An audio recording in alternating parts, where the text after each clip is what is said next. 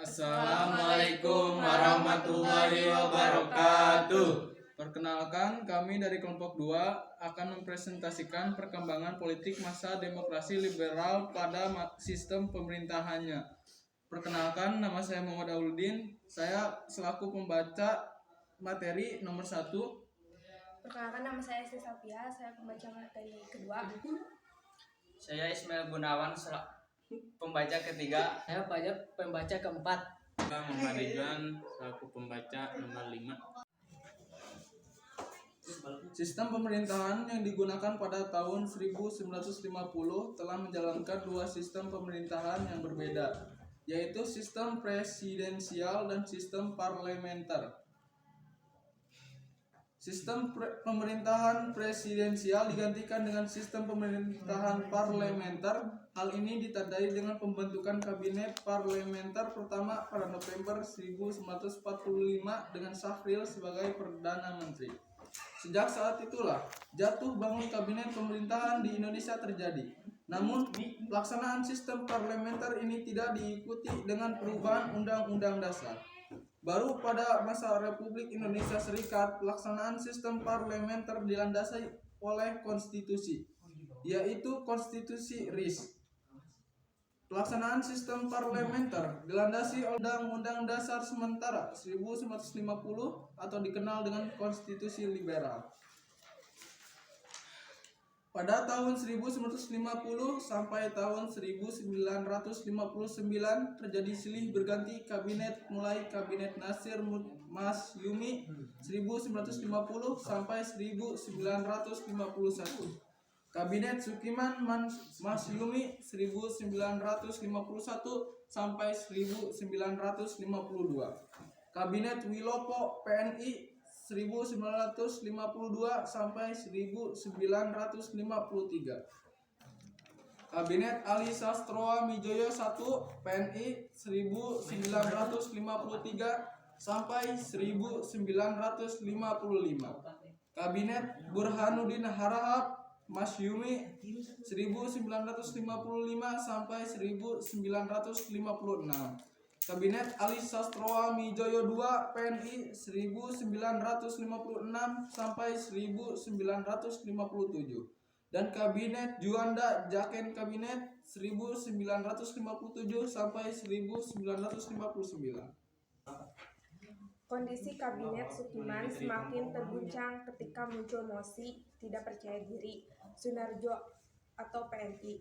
Munculnya mosi ini berkaitan dengan penandatanganan perjanjian Mutual Security ICT atau MSA antara Menteri Luar Negeri Ahmad Subarjo dan Merle Cochrane, Duta Besar Amerika Serikat. Kemudian Presiden Soekarno memberikan mandat kepada golongan moderat dari PNI sehingga berbentuk Kabinet Wilopo pada 30 Maret 1952. Keberlangsungan Kabinet Wilopo semakin terancam ketika terjadi peristiwa Tanjung Morawa. Peristiwa ini terkait dengan pembahasan tanah milik Deli Planters Perini atau DVD. Jatuhnya Wilopo membuat Presiden Soekarno mengalihkan mandatnya ke partai lain. Setelah Masyumi dan PNI mengalami kegagalan, Presiden menetapkan Wongsono Negoro dari Partai Indonesia Raya dan kabinet terbentuk pada 30 Juli 1953 dengan Ali Sastroamidjojo sebagai Perdana Menteri. Faktor utama yang menyebabkan jatuhnya kabinet adalah masalah pimpinan TNI Angkatan Darat yang berpakai pada peristiwa 17 Oktober 1952.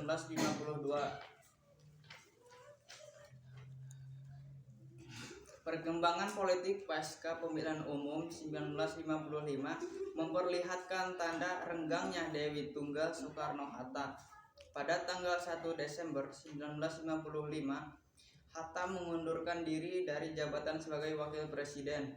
Pengunduran diri Hatta ini merupakan reaksi politis atas ketidakcocokan Hatta terhadap pernyataan yang dikeluarkan oleh Presiden Soekarno. Dalam menjalankan programnya, Kabinet Ali II muncul berbagai peristiwa-peristiwa baru, antara lain gagal memaksa Belanda untuk menyerahkan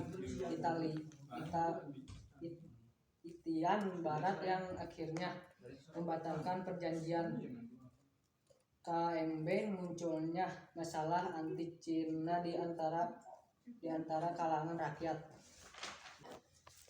Menyikapi situasi jatuh bangunnya Kabinet Soekarno melalui amanat proklamasi 17 Agustus 1957 menyatakan bahwa sistem politik yang terbaik dan tercocok dengan kepribadian dan dasar hidup bangsa Indonesia.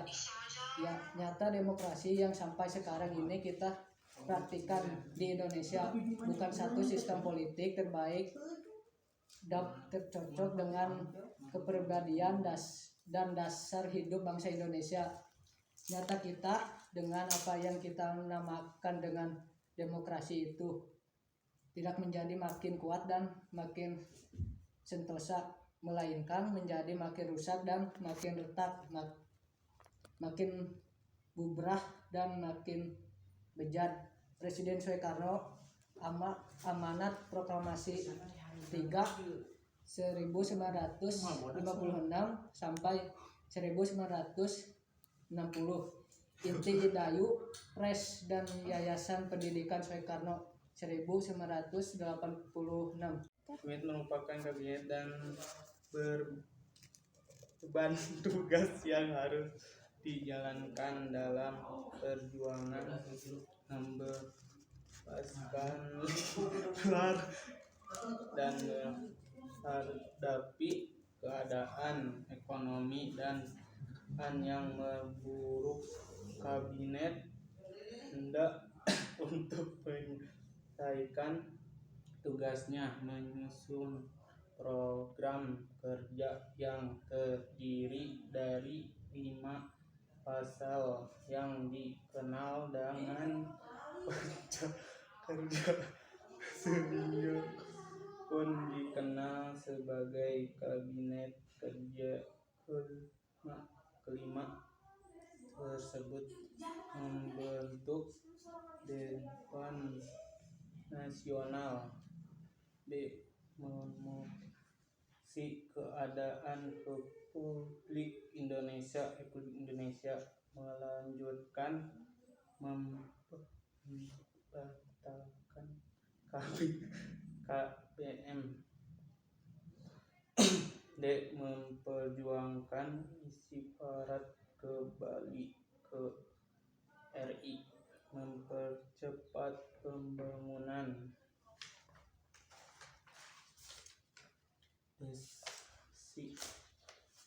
Juanda isi baru diterima di dunia internasional setelah ditetapkan dalam proses hukum PBB yang ketiga di Montego, pada tahun 1982.